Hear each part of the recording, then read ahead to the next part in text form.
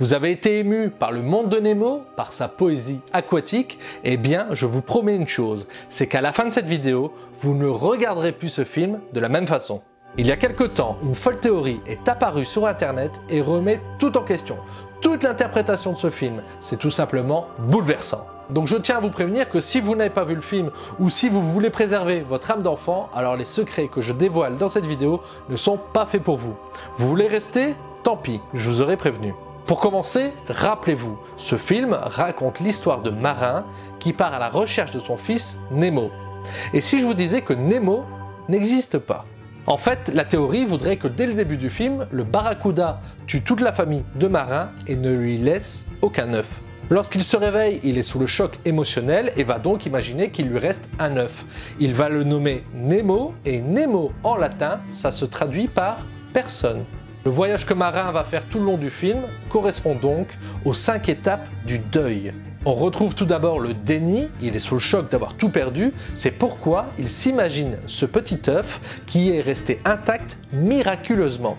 Cette première étape conduit à la deuxième qui est la colère. Marin ne veut pas que son fils aille à l'école. Il prétexte que c'est bien trop dangereux, mais c'est surtout pour ne pas vivre l'abandon. Il veut le garder près de lui et se fâche dès que Nemo ne l'écoute pas. Dans la première partie du film, la colère est bien présente et permet d'atteindre la troisième étape. Cette phase suivante est appelée le marchandage. Elle correspond au moment où Marin fait la rencontre de Dory et négocie avec elle pour l'aider à retrouver son fils. Cet état envoie directement vers une avant-dernière étape qui est la tristesse. Au moment où il voit Nemo partir dans les égouts, il est au plus bas. Marin nous montre ici que son caractère émotionnel a changé et que sa douleur est au maximum. Mais heureusement, le plus dur est passé, il va enfin pouvoir se reconstruire et remonter la pente avec la dernière étape de ce processus de deuil. La dernière phase est l'acceptation et correspond à la fin du film.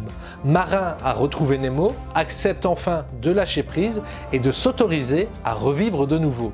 La boucle est bouclée, Marin va enfin pouvoir reprendre le cours de sa vie et continuer d'avancer. Je ne sais pas si ça vous fait le même effet, mais j'ai trouvé cette théorie bouleversante. Elle prend tout son sens quand on sait que Pixar aime jouer avec les émotions puissantes, telles que l'absence d'un père dans Coco, le deuil de l'enfance dans Toy Story 3 ou bien la perte d'un être cher dans Là-haut.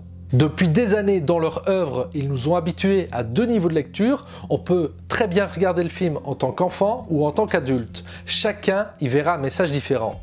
Et c'est ça la puissance des studios Pixar, c'est de pouvoir délivrer plusieurs messages à la fois selon le public qu'ils regardent. Ça en fait des œuvres riches, complètes et qui restent dans nos cœurs.